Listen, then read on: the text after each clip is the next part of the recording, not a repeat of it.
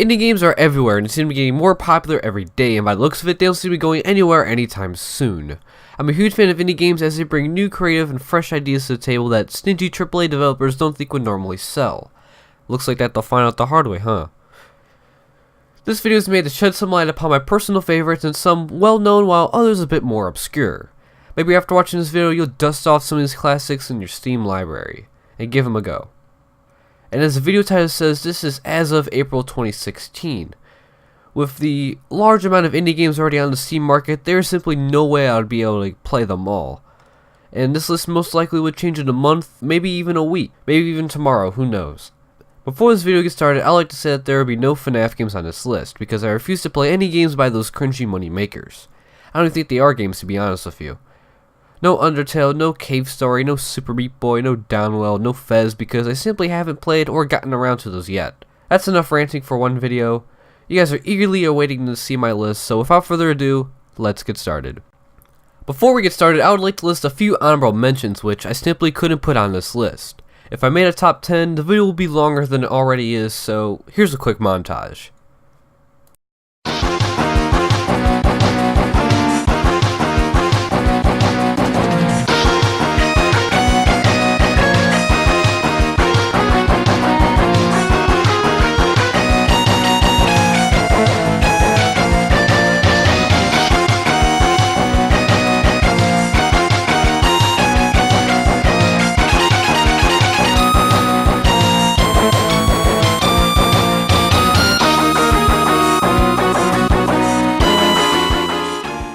Now, without further ado, let's get started.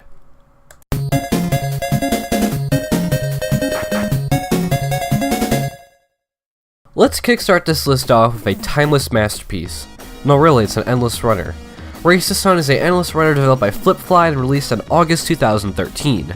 In Race to Sun, you control a solar-powered spaceship around obstacles or even lasers. Although it might be an endless runner, the end is closer than you might think. Your spaceship is dependent on the sunlight, and if the sun sets or you hide in the shadows, your ship will run out of power, making it inoperable. Race to Sun is a very fun and enjoyable game. The controls are very responsive, and the overall gameplay flows very fluently and speeds up the further you progress. It also has that mobile game mentality of, just one more game, just one more game.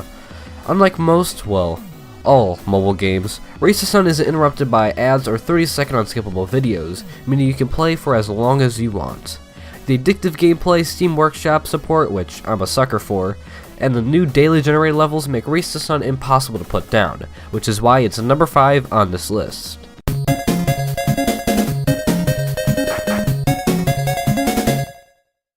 Need a fun party game or Cisco just getting filled with too many squeakers? You just want a great competitive multiplayer game? Then look no further, because Duck Game is here to save the day. Duck Game was developed by, and I'm sorry for the pronunciation, Landon Podleski. I'm gonna put some text in the screen. I'm so sorry for pronouncing that wrong. It was released on May 2014. Duck Game takes place in the futuristic year of 1984, in which you and 3 other rivals must fight for fame and glory while wearing hats. Duck Game is similar to Towerfall Ascension, in which you and your friends must fight to the death with whatever the level gives you in order to be the last man standing. The more and more you play, the more and more you want to master its simple yet unique controls. Sure, anyone can quack, but what about faking your own death or doing that really cool chainsaw slide? It's the subtle things like this that make the game even more exciting when you're able to execute these moves unexpectedly to show off to your friends, which I am guilty of doing multiple times. Duck Game gets number 4 on this list for being the first game to put me on the edge of my seat in a long time, and for having a designated button for quacking.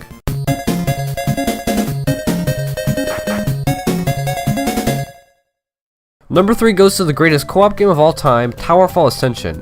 Towerfall Ascension was developed by Matt Thorson and released on June 2013.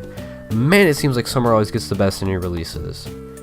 Towerfall is an intense arena game with dangers at every corner. You can duke it out with your friends or face each other, complete with animated replays and multiplayer modes, or you can team up and ascend into Towerfall with the quest mode and unlock characters to find out the true secrets of Tower Forge.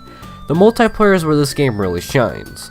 Some may consider it a downside that the game doesn't have any online multiplayer, but I applaud the dev.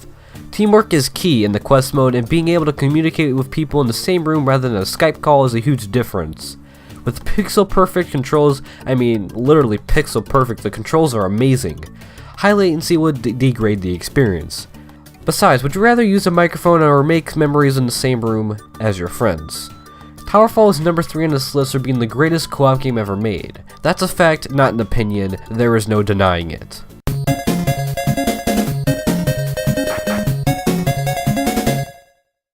Number 2 on this list goes to Freedom Planet. Freedom Planet was developed by Galaxy Trail and released on July 2014.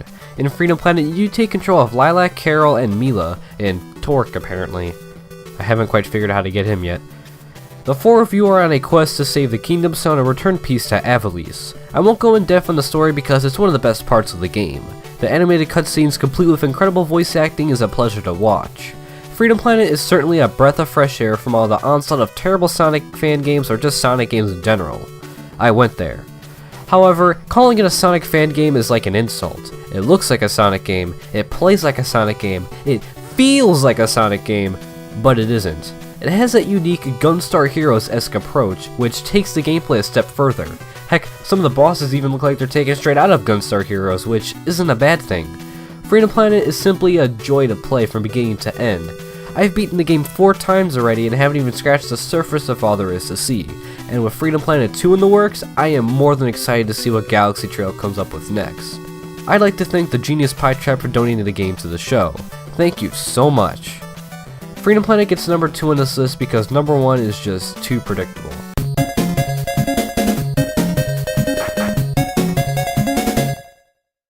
My number 1 pick is Shower with Your Dad Simulator 2015. Do you still shower with your dad?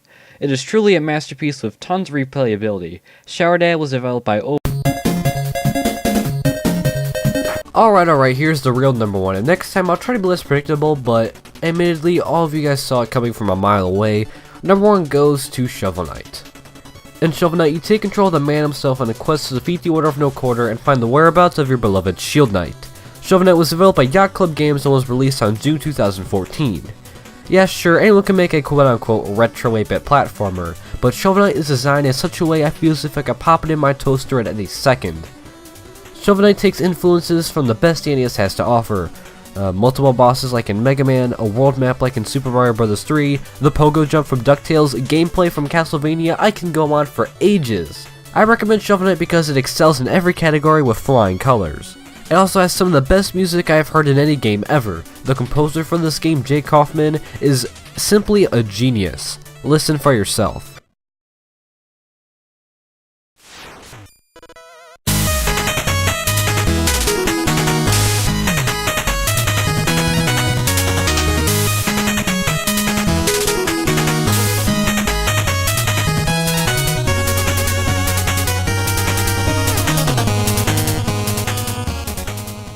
Not only is the main campaign well worth the $15, but there are free expansions added and coming to the game. At the time of recording, Plague of Shadows is already available, in which you control Plague Knight on his journey, with expansions for King Knight and Scepter Knight yet to come. Shovel Knight is number 1 on this list for not only being the best indie game ever made, but for being my personal favorite game ever made. Period. Thank you guys so much for watching my list of my top 5 favorite indie games as of April 2016. I apologize for uploading the video in May, which is not when I intended to upload it. And let me know your personal favorite top 5 is, or top 10 if you're going crazy, in the the comments below. I'm sorry. I'm sick at the time of recording, so I tried to pull through it. But anyways, thank you so much for watching, and have an amazing day.